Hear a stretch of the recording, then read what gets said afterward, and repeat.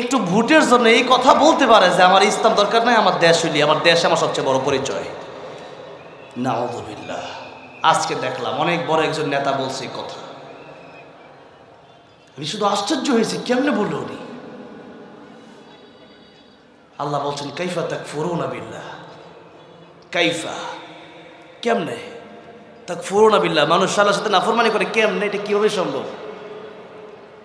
কুনতুম আমওয়াতান ফাআহইয়াকুম সুম্মা ইউমীতুকুম সুম্মা ইউহয়ীকুম সুম্মা ইলাইহি তুরজাউন। এক সময় ছিলাম মৃত, মৃত মানুষ এই দেশে যখন জন্ম নেয়, মা বাপ কি তারা ঘরে রাখে? বলেন রাখে? রাখে না। এখন রূহ যদি আল্লাহ না দেয় তাহলে ওই মরা লোক মানুষ রাখে না, লোক এটার নাম লাশ হয়ে যায়। লাশ মানে লাশ, সাই কিচ্ছু নাই। আব্দুর রহমান ইন্তেকাল করেছে, আব্দুর রহিম ইন্তেকাল করেছে। ইন্তেকাল মানে এক জায়গা থেকে আরেক জায়গায় যাওয়া, মানে আব্দুর রহিম সে চলে গেছে, এখন তার ডাব্বা পড়ে আছে। এই ইঞ্জিনটা চলে গেলে হাইরে হাইরে হায়, ডাব্বাটা পড়ে রইবে এই যে দুনিয়ায়, ইঞ্জিন ছেড়ে যাবে, ডাব্বা পড়ে থাকবে, তখন আপনার আর কোনো দাম নাই। ও যত বড় নেতাই হোক না কেন, এই পৃথিবী থেকে সেই নেতাকে মানুষ ভোট দেবে? দেবে ভোট? কবরে যাওয়ার পরে জিজ্ঞাসা করা হবে না তুমি বাংলাদেশি নাকি ইন্ডিয়ার নাকি পাকিস্তানি না চাইনা না সৌদি না দুবাই, এটা জিজ্ঞাসা করা হবে না মিশরি। জিজ্ঞাসা করা হবে মান রাব্বুকা ওমা দীনুকা ওমান নাবিয়ুকা, ঠিক না? সেই প্রশ্নের জবাব দেওয়ার জন্য কেবলমাত্র প্রকৃত ইমানদাররা রেডি থাকতে পারে, আর তারাই বলতে পারে আমার দেশের চেয়ে আমার ইসলাম বড়, আমার দেশের চেয়ে আমার কোরআন বড়, আমার দেশের চেয়ে আমার নবী বড়, আমার দেশের চেয়ে আমার আল্লাহ বড়। সুতরাং আল্লাহর ভালোবাসায়, নবীর ভালোবাসায়, কোরআনের ভালোবাসায়, ইসলামের ভালোবাসায় আমি আমার দেশ ছাড়তে পারি, জেল খাটতে পারি, জীবন দিতে পারি, আল্লাহকে ছাড়তে পারি না, ইসলাম ছাড়তে পারি না। আর আমার দেশের নেতা ভোটের জন্য এই কথা বলছে। আজকে পেলাম, এই মাত্র একটু আগে খবরটা পেলাম, যার কারণে মেজাজটা আমার একটু গরম। কি দেখলাম এটা, আমি নাম বলে সবাই চিনবে না, কেউ চিনবে না, আমার কোনো লোকই না, সবাই চিনবে না। তিনি বললেন যে ইসলাম ধর্ম আগে না, দেশ আগে। আমি এই কথাটা বলছি, আপনি আগামীকাল দেখবেন এই কথাটা ভাইরাল হবে। আমার কথা ভাইরাল হবে এটা বলছিলাম। ওই যে সংবাদটা, এটা এখন অনেকে দেখেন নেই, আমি দেখছি সংবাদটা যখন প্রথমে আসছে, আমি দেখি এখানে আসছি। আমি ওনাকে শ্রদ্ধা করতাম, ভালোবাসতাম, কিন্তু উনি এই কথা বলবেন কোনো কল্পনা করিনি। তার মানে ইসলাম সম্পর্কে আমার জানার অনেক বাকি, আমাদের জানার অনেক বাকি। এদেশ ইসলাম সম্পর্কে জানে না বিদায় মানুষ জিহাদের কথা বললে পরে জঙ্গিবাদ বলতে পারে, মৌলবাদ বলতে পারে। অথচ কোরআন শরীফে যেমন নামাজের কথা আছে, রোজার কথা আছে, হজের কথা আছে, যাকাতের কথা আছে, জিহাদের কথা নাই। ইউকাতিলুনা ফি সাবিলিল্লাহি ফায়াকতুলুনা ওয়া ইউকতালুনা, এইগুলো আয়াত নাই? তাইলে এই কথা বললে পরে যারা বলে জঙ্গিবাদী, তাদের বুঝের অভাব, তারা বুঝে না, জ্ঞান নাই। এই দেশের জন্য যদি রকেট লাগে, বিমান লাগে, কামান লাগে, বুলেট লাগে, পিস্তল লাগে, সেনাবাহিনী লাগে, আর্মি লাগে, বিডিআর লাগে, তাহলে দেশের চেয়ে যেহেতু ইসলাম বড়, কারণ এই পৃথিবীতে ধ্বংস হবে, আমার ইসলাম তো আমার সাথে থাকবে, দেশ তো ধ্বংস হবে, দেশের জন্য যারা ভালোবাসে তারাও ধ্বংস হবে, কিন্তু আল্লাহর কোরআনের জন্য যদি কাউকে ভালোবাসেন, এই ভালোবাসা কিয়ামতের ময়দানেও থাকবে। যার কারণে বহু আগেই আমি আমার এক বক্তৃতায় বলেছিলাম যে বঙ্গবন্ধু শেখ মুজিবের চেয়ে আল্লামা মামুনুল হকের দাম কোটি কোটি গুণ বেশি। কারণ বঙ্গবন্ধুকে মানুষ দেশের জন্য ভালোবাসে, আর আল্লামা মামুনুল হককে মানুষ জান্নাতে যাওয়ার জন্য ভালোবাসে। কোরআনের জন্য ভালোবাসা আর দেশের জন্য ভালোবাসা এক না, অনেক পার্থক্য আছে ভাইয়েরা আমার, বাবাজিরা আমার।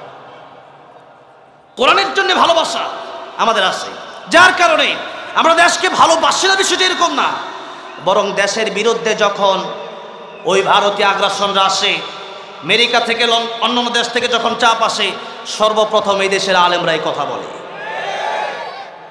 ভুলে গেলে চলবে না, মানতে হলে পরিপূর্ণ মানতে হবে। আপনি অর্ধেক মানবেন আর অর্ধেক কোরআন মানবেন না, তাহলে তো কাদিয়ানি, তাহলে কাফের হবে কেন?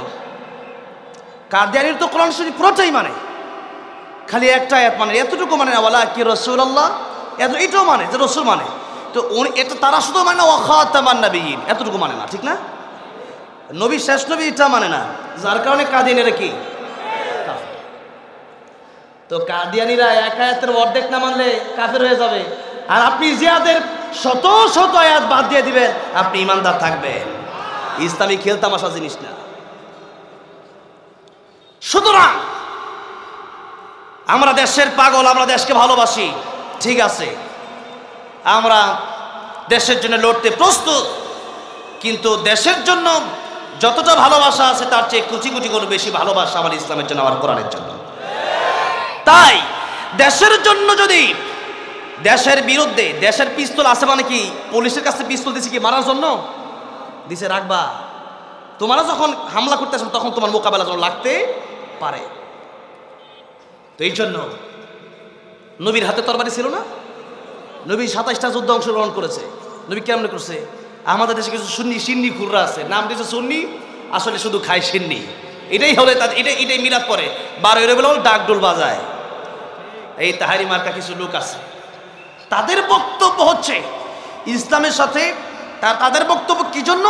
তাদের বক্তব্য হচ্ছে তারা ডিবি হারুনকে খুশি করতে চেয়েছে, তারা সালমান এফ রহমানকে খুশি করতে চেয়েছে, তারা পলককে খুশি করতে চাইছে, তারা স্বৈরাচারকে খুশি করতে চাইছে, যার কারণে তারা এদেরকে খুশি করতে গিয়ে আল্লাহর কোরআন আয়াত পর্যন্ত বাদ দিতে এরা ভুলে যায় নাই, বরং তারা বলল এইরকম যোদ্ধা, এরকম জঙ্গিবাদ, এরকম তলোয়ার তরবারির সাথে ইসলামের কোনো সম্পর্ক নাই।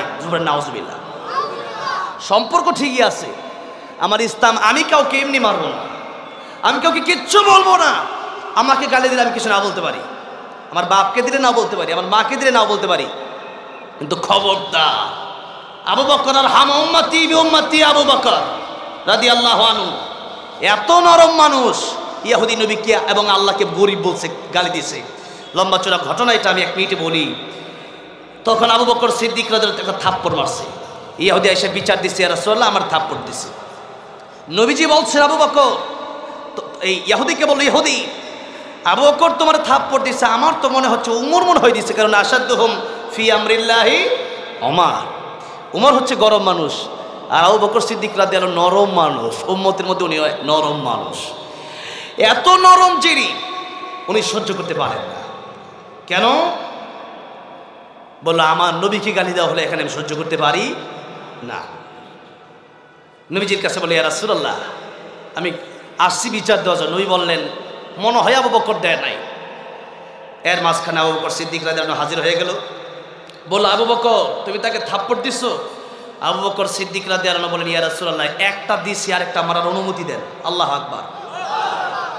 এটা তো নিজের জন্য করতেছে না, এগুলো নবীজির সামনে এত বড় কথা কি জন্য বলতেছে? নবীজির জন্যই বলতেছে, নবীজির ভালোবাসাই বলতেছে, ঠিক না? যার কারণে আবু বকর সিদ্দিক রাদিয়াল্লাহু আনহু তিনি বলেন, ইয়া রাসূলুল্লাহ আমাকে আপনি আরেকটা থাপ্পড় মারার অনুমতি দেন, আমার ইচ্ছা ছিল আমি তার দুইটাই দেব। কারণ আল্লাহ যখন সূরা হাদীদের একটা আয়াত নাযিল করলেন দানের ব্যাপারে, তখন এই ইহুদি বলল যে আল্লাহ আর তার রাসূল, আল্লাহ রাসূল ফকির গরিব, নাউজুবিল্লাহ বলে। ইয়া রাসূলুল্লাহ আমি চাইছিলাম যে আল্লাহর পক্ষ থেকে একটা থাপ্পড় দেব, আর নবীজির পক্ষ থেকে আরেকটা দেব, একটা তো দিছি, আরেকটা তো বাকি রয়েছে। ইয়া রাসূলুল্লাহ এই জন্য থাপ্পড় দিছে, আপনার গালি দিছে। নবী বলেন তুমি গালি দিছো? ইহুদি কয় না, সুরি সুরি আবার সিনা সুরি। এমনি নবী বলেন আবু বকর কোন সাক্ষী আছে? আবু বকর রাদিয়াল্লাহু আনহু কে বলেন, ইয়া রাসূলুল্লাহ ইয়া হাবিবাল্লাহ যখন ইহুদি গালি দিয়েছিল কোন মুসলিম সেখানে ছিল না, আমি আবু বকর সেখানে ছিলাম, আমি সহ্য করতে পারি নাই, এই জন্য তারে থাপ্পড় দিয়েছিলাম, সাক্ষী আমার নাই। ইহুদি বলল আমি গালি দেই নাই। আবু বকর বলে ইয়া রাসূলুল্লাহ গালি দিয়েছি। নবীজি বললেন আবু বকর সাক্ষী ছাড়া কোনো বিচার হবে না। ইহুদি সাক্ষী আনছে একজন, এমনি বাটপার, আরো সাক্ষী 5 জন আনলে কি? মুসলমানরা তো মিথ্যা কথা বলতে পারে না, আর ইহুদিরা তো সবগুলো এগুলো মিথ্যা কথা বলতে বলতে অভ্যাস, ঠিক না? তার তো সাক্ষীর অভাব নাই। আর আবু বকর সিদ্দিক রাদিয়াল্লাহু আনহুর কোনো সাক্ষী নাই। এবার নবী বললেন, আবু বকর প্রস্তুতি নাও, তোমাকেও পাল্টা আঘাত করা হবে।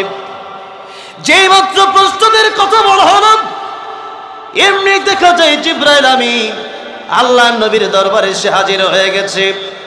আল্লাহ রাব্বুল আলামিন কোরআন শরীফের আয়াত নাজিল করে দিয়েছে, লাকাদ সামিআ আল্লাহু কাওলাল্লাযীনা ক্বালু ইন্নাল্লাহা ফাকীরুন ওয়া নাহনু আগনিয়া।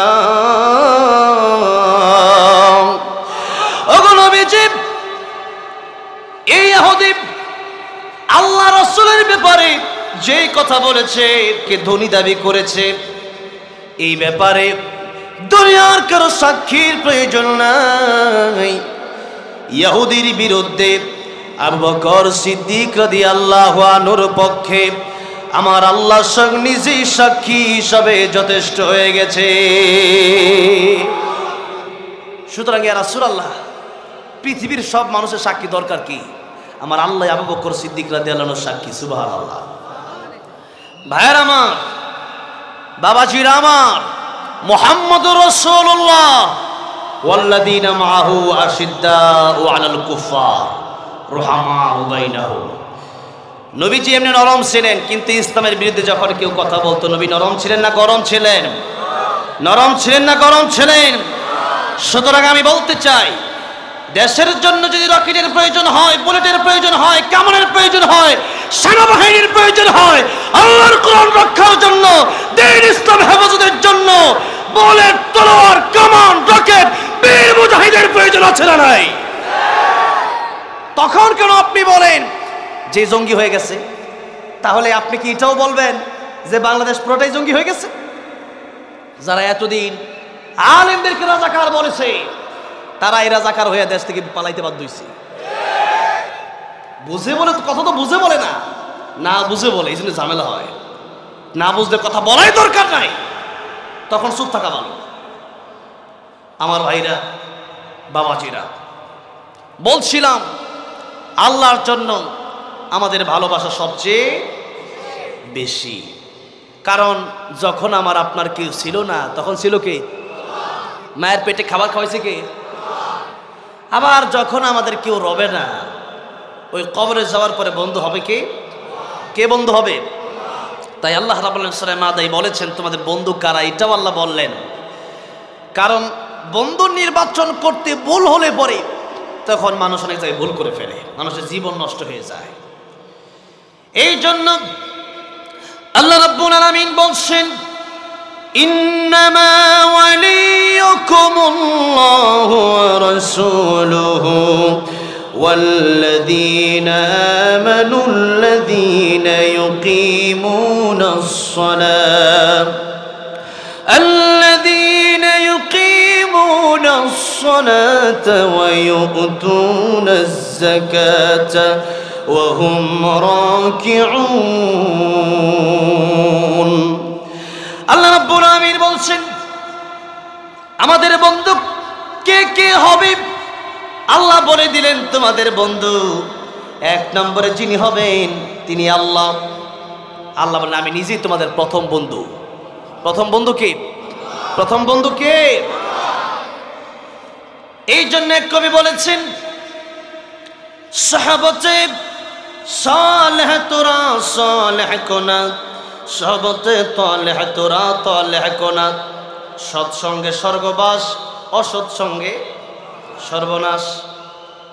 বন্ধু যদি ভালো না হয় বিপদ আছে। আল্লাহ বলেন, এক নম্বরে আমি আল্লাহ তোমার বন্ধু, দুই নম্বরে আমার রাসূল তোমার বন্ধু, তিন নম্বরে ইমানদাররা তোমার বন্ধু। যে ইমানদাররা নামাজ কায়েম করে, যাকাত আদায় করে, এরা হচ্ছে বন্ধু তোমার। এখন আল্লাহ রাসূলের পরে তাদেরকে বন্ধু বানাতে হবে যারা প্রকৃতপক্ষে আল্লাহর আগে বন্ধু বানাইছে, যারা প্রকৃতপক্ষে নামাজি, যাদের ছেলে সন্তান আছে, মেয়ে আছে, এদেরকে বিড়িখোর, ইয়াবাখোর, গাঁজাখোরের সাথে চলতে দিবেন না। কারণ বিড়িখোরের সাথে চললে ও একদিন বিড়িখোর হয়ে যায়। বিড়ি ও তো খায়, যে ছেলেটা ভালো ছিল ওরে কত একটু খা, ঠিক না? ওটাও বিড়িখোর হয়। আমি প্রায় মনে হয় 10-12 বছর আগে হবে, 2010-12 সালের দিকে, তখন আমাকে যখন হিফজ শেষ করছি 2010 সালে, তখন আমাকে এক বিয়ে বাড়িতে গেছি। বিয়ে বাড়িতে যাওয়ার পরে, বিয়ের আগের দিন আর কি, তো ছোট মানুষ আমার লয়ে গেছে বন্ধু বান্ধবরা। যাওয়ার পরে সবাই মিলে মদ খাবে। কি খাবে? মদ খাবে। তখন তো আমি বন্ধু কারে বাছাই করবো, তখন তার কোরআন শরীফ হেফজও পড়ছি, তখন তো বুঝি না। তোর মদ খাবে, তো আমারে বললো তাশরিফ চলো যাই মদ খাই। আমি বললাম ভাই মদ খাবো কেমনে? তোরা মদ খেলে খাই, তার আমি খাবো না। ও আমার ফুফাতো ভাই, এই ঘটনার এই জানে। তাহলে আমি বললাম আমি মদ খাবো না, তোরা খা। কারণ আমি জানি এই মদ খাওয়ার কারণে, এই মদ খাওয়াটা তোরা তো পলায় খাবি, কেউ দেখবে না, ওই ঘরে গিয়ে খাবি রাতের অন্ধকারে। আমি জানি আমার কেউ না দেখলেও আমার দেখবে একজন। কে? কে?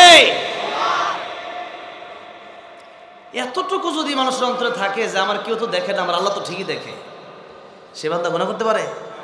গুনাহ করতে পারে? আমিরুল মুমিনিন উমর রাদিয়াল্লাহু আনহু মরুভূমি দিয়ে যাচ্ছেন।